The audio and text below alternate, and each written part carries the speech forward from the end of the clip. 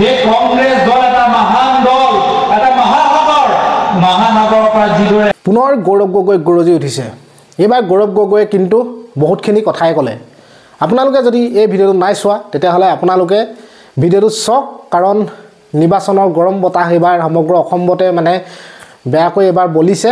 গোটেই ৰাজ্যতে নিৰ্বাচনী প্ৰচাৰ জোৰজাৰ গতিত চলি আছে, আপোনালোকে ইতিমধ্যে গম পাইছে। গতিকে চাওকচোন আপোনালোকে, আৰু ইতিমধ্যে গম পাইছে আপোনালোকে যে গৌৰৱ গগৈ হয়তো এইবাৰ জিকাটো প্ৰায় খাটাং হৈ পৰিছে। কাৰণ যি ধৰণে গৌৰৱ গগৈ খবৰ নিউজত যি ধৰণে প্ৰচাৰ চলি আছে বা যি ধৰণে আমি দেখিছোঁ, গতিকে আমি গম পাবলৈ বাধ্য হৈছোঁ যে গৌৰৱ গগৈ হয়তো এইবাৰ জিকাটো খাটাং। গতিকে আগবাঢ়ি যাওক, ভাল কাম কৰক, সমাজৰ বাবে আমাৰ আশীৰ্বাদ থাকিল। বা যি কি নহওক, আপোনালোকে তেওঁৰ এই যিটো এটা দুৰ্দান্ত ভাষণ আপোনালোকে চাওক আৰু প্ৰথমবাৰ শেষলৈকে, আৰু নতুনকৈ অহাসকলে চেনেলটো লাইক আৰু চেনেলটো ছাবস্ক্ৰাইব কৰিবলৈ নাপাহৰিব। তেতিয়াহ'লে চাওক। নিজৰ ল'ৰা ছোৱালীৰ ভৱিষ্যৰ কাৰণে চিন্তা কৰি আমি দিনে ৰাতি নিজৰ দলটো শক্তিশালী কৰিব লাগিব। মানুহৰ মাজত বিবেকৰ পোহৰ লৈ যাব লাগিব। আজি মানুহৰ মাজত যথেষ্ট হেঁচা, যথেষ্ট প্ৰলোভন, যথেষ্ট বিভ্ৰান্তি। আপোনালোকে সচেতন ৰাইজ, গোটেইখিনি কথা আপোনালোকে জানে। মুখ্যমন্ত্ৰী হিমন্ত বিশ্ব শৰ্মা ডাঙৰীয়া মনত অসমৰ ধৰ্মীয় সংখ্যালঘু মানুহৰ প্ৰতি কি মনোভাৱ, সেই কথাবোৰ মোতকৈ বেছি ভালদৰে আপোনালোকে জানে। মুখ্যমন্ত্ৰী হিমন্ত বিশ্ব শৰ্মা ডাঙৰীয়া আটাইতকৈ ঘনিষ্ঠ বন্ধু মৌলানা আজমল চাহাব, এইখিনি কথা মোতকৈ আপোনালোকে বেছি ভালদৰে জানে। কিন্তু ৰাইজক বুজাব লাগিব, ৰাইজক সুধিব যে আপুনি কেতিয়াবা মৌলানা আজমল চাহাবক মুখ্যমন্ত্ৰী হিমন্ত বিশ্ব শৰ্মা ডাঙৰীয়াক সমালোচনা কৰা দেখা পাইছেনে? এবাৰো দেখা পোৱা নাই, এবাৰো নাপাব। তাৰ বিপৰীতে মৌলানা আজমল চাহাব সদায় আমাৰ দলৰ সভাপতি ভূপেন বৰা ডাঙৰীয়াক সমালোচনা কৰি থাকে। আপোনালোকে ৰাইজক সুধিব যি এউডিএফ দলৰ বিধায়কসকলে কেতিয়াবা বৰ্তমান বিজেপি চৰকাৰৰ মন্ত্ৰীসকলৰ বিৰুদ্ধে কঠোৰভাৱে কেতিয়াবা এক শব্দ তেওঁলোকে ব্যৱহাৰ কৰিছে নেকি? তেতিয়া তেওঁলোকে ৰাইজে ক'ব কি নাই, আমি কেতিয়াও দেখা নাই। গোটেই এআইইউডিএফৰ ৰাজনৈতিক উদ্দেশ্যটো হ'ল বিজেপি বি টিম হৈ কংগ্ৰেছ দলটোক দুৰ্বল কৰা। আমাক দুৰ্বল কৰক বা আমাক দুৰ্বল কৰিবলৈ চেষ্টা কৰক, আমাৰ আপত্তি নাই। কিমান দল এআইইউডিএফৰ আগত আহিছে, কিমান দল বিজেপি আগতে চেষ্টা কৰিছিল, কিন্তু কোনোৱে ৰাজনৈতিক শক্তি বা কোনো ৰাজনৈতিক দলে কংগ্ৰেছ দলটো দুৰ্বল কৰিব পৰা নাই আৰু ভৱিষ্যতে কৰিব নোৱাৰে। তো তলাচাবি দলে যিমানে আপ্ৰাণ চেষ্টা কৰক, চেষ্টা কৰি থাকক, কিন্তু অসমৰ ৰাইজৰ লগত যে বিশ্বাসঘাতকতা কৰিছে, তাৰ জবাব, তাৰ শিক্ষা অসমীয়া ৰাইজে ভৱিষ্যত এআইইউডিএফ দলক দিব লাগিব। ৰাইজক আৱেগিক কৰি কংগ্ৰেছৰ বিৰুদ্ধে কথাখিনি শুনাই গোপনভাৱে বিজেপিক সহায় কৰা, হিমন্ত বিশ্ব শৰ্মা ডাঙৰীয়াৰ হাত শক্তিশালী কৰা, এই ৰাজনীতি আৰু নচলিব। এই লোকসভা নিৰ্বাচনতে এই ৰাজনীতি আমি নাইকিয়া কৰিম। আৰু সেইকাৰণে আমাৰ দলে কি সিদ্ধান্ত লৈছে যে এআইইউডিএফ দলৰ যে গড়, এআইইউডিএফ দলৰ যে গড় ধুবুৰী, তাত আমি নিজৰ দলৰ আটাইতকৈ শক্তিশালী সেনাপতি ৰকিবুল হুছেইন ডাঙৰীয়াক আমি তালৈ পঠাই আমি এআইইউডিএফ দলটো যদি আনুষ্ঠানিকভাৱে এই কথাখিনি ওলোৱা নাই, আমি নিজৰ দলৰ আৱেগৰ কথাবোৰ প্ৰকাশ কৰিছো যে কিছুমানৰ আপোনালোকে নিশ্চয় গল্প কৰিছে যে ৰজাৰ আত্মা, নিজৰ ৰজাৰ যি শক্তি নিজৰ দেহত নাই, এই পিঞ্জৰাত এজন চৰাইত আছে।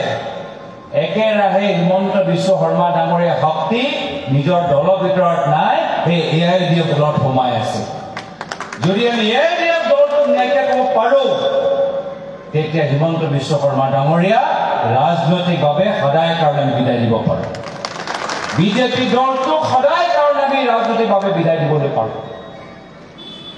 আৰু তাৰপিছত উদ্দেশ্যটো, যদিও আমি ৰাজনৈতিকভাৱে দুয়োটা দলকে সদায় কাৰণে বিদায় দিলোঁ, আমাৰ উদ্দেশ্যটো কি? মাত্ৰ ক্ষমতা লোৱা আমাৰ উদ্দেশ্য নহয়। আমাৰ উদ্দেশ্যটো হ'ল যিজনৰ নামত আজি এই নতুন কাৰ্যালয় প্ৰেক্ষাগৃহ নাম দিয়া গৈছে প্ৰায়ত মুখ্যমন্ত্ৰী তৰুণ গগৈ।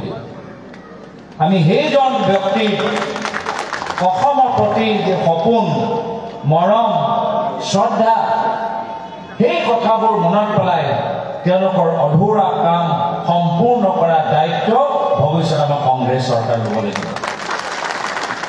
তেওঁ কি কৈছে যে কংগ্ৰেছ দল হ'ল মহাত্মা গান্ধীৰ আদৰ্শ পালন কৰা দল। আমি হিন্দু আৰু মুছলমানৰ মাজত ভেদাভেদ হোৱাটো নিবিচাৰোঁ। আমি সকলো হ'লো ভগৱানৰ সন্তান, আমি সকলোৱে হ'লো আল্লাহৰ সন্তান। আমাৰ ভাৰতৰ সংবিধানত লিখা আছে আমি সকলো হ'লো ভাৰতীয় নাগৰিক, আমালোকৰ সমান অধিকাৰ। এই সমান যে মৰ্যাদা, এনেকুৱা এটা সমাজ গঢ়ি তুলিবলৈ বিচাৰিছোঁ য'ত হিন্দু হওক, মুছলমান হওক, শিখ হওক, খ্ৰীষ্টিয়ান হওক, সকলোৰ সমান অধিকাৰ থাকিব। সেই হিন্দী স্পিকিং বঙালী, মাৰৱাৰী, গোৰ্খা, ট্ৰাইবেল, উজনি, নামনি, আমি সকলোৰ সমান অধিকাৰ যে আমি নিজৰ জীৱনৰ নিৰাপত্তা পাব লাগে। নিজৰ ল'ৰা ছোৱালীক ডাঙৰ কৰি এটা ভাল ভৱিষ্যত আমি দিব লাগে। এয়া হ'ল আমাৰ লোকৰ কল্পনা। এইখিনি কথা বিজেপি দলে ভাল নাপায়। বিজেপি মতে কি?